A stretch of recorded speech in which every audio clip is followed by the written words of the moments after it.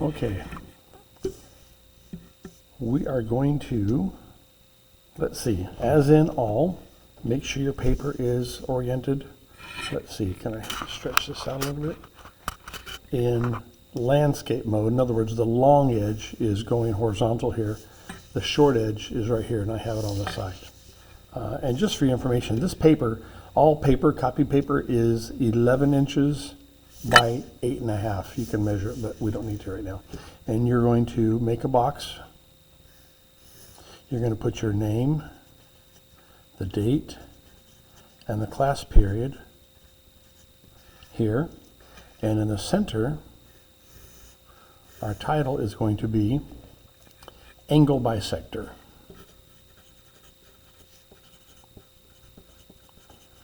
From previous lessons, hopefully you remember that bisect means to cut in half.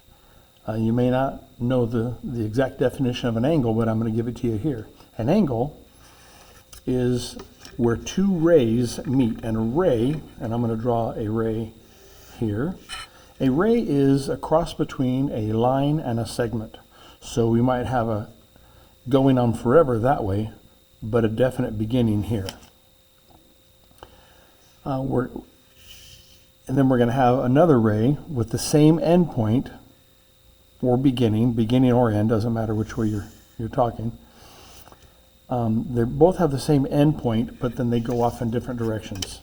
And this is an angle. That's all we're talking about, an angle. So this angle, it looks like it's less than 90 degrees. We could actually measure it with our protractor.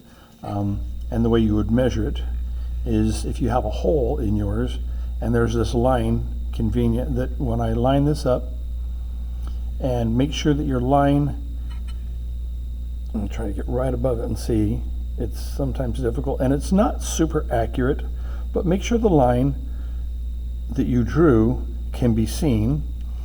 And then here's 0 degrees, and I'm counting up, and of course I guess they didn't put the marks here, but here is 180 from the other side, but on this side it's 0. We get up to here and it's 10. Then there's 20 degrees, 30, 40, 50, 60. If we were to go straight up, this would be a 90-degree angle right here, roughly like there. But this looks like it's maybe 50, maybe 40. Well, hang on. So here's 20, 30, 40, 50. So here's 55. So it might be 55. We're going to just put a guess, somewhere between 54 degrees and 55 degrees. All right.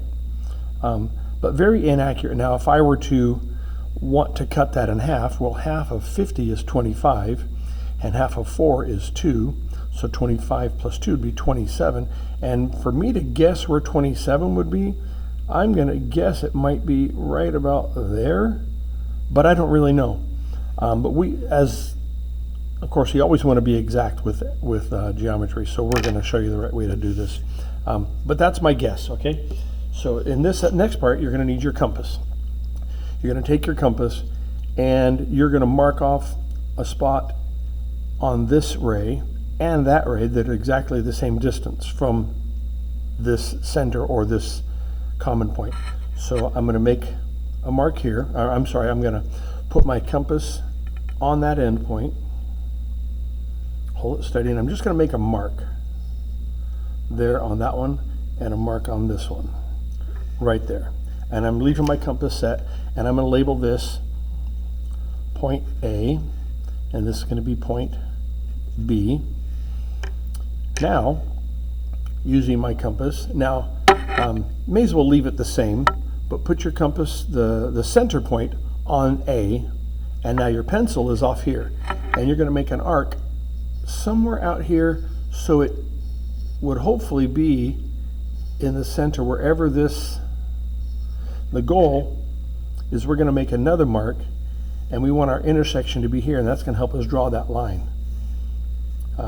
So I'm going to put my compass on B now, and I don't need to make it so big, I just need to make it so it intersects with that one that I drew when I was on A. So here's the one from A, here's the one from B. Now if I'm really good, I would just have made a little mark there. It wouldn't have had to be very long. But because I wasn't sure where I'd end up, I made the first one bigger, and then the second one I only needed to see it intersect. So now I'm going to put a little mark here to indicate that. We're going to label that point P. And now with your straight edge, we're going to line up. I'm going to put my pencil on P. It doesn't really matter where you put your pencil, but a good tip is to put your pencil on the dot, and then, my hand is in the way, then I'm going to rotate my compass, my protractor, my straight edge, down to the other dot, because I'm going to draw a line from here to here. And once and I might even put my pencil there and see if it looks right. And the trick is to hold the straight edge. I'm trying to do it without getting in the way of the camera. Hold it steady while you draw the line. Now I don't need to draw it the whole length, but anyway, I'm going to go here. Oh my gosh, and there was my guess right there. That was my guess, not bad. But this is this new line. In fact, you know what? I guess I should have drawn it all the way through. So let me erase this. I'm going to draw it all the way through because we would need to be able to address this. And you know what? If I were to do this again, I would probably call this point C and this guy over here P. So I'll probably redo this lesson. But anyway, I'm going to put this point, my pencil there, line that up, draw all the way through from P going through C. You may have to have a very long straight edge, I don't know. Now, ray PA and PB have a common endpoint, P, and the ray PC, and it does not even look like a C now. We're going to label this point a little bit better. Make my arrow here, and I'll put the point C right there. The ray PC bisects the angle, and this is angle, by the way, this is angle APB. And the ray PC, and you indicate it like this, we're going to say it bisects angle APB. And if well, that's where I measured about 27 degrees.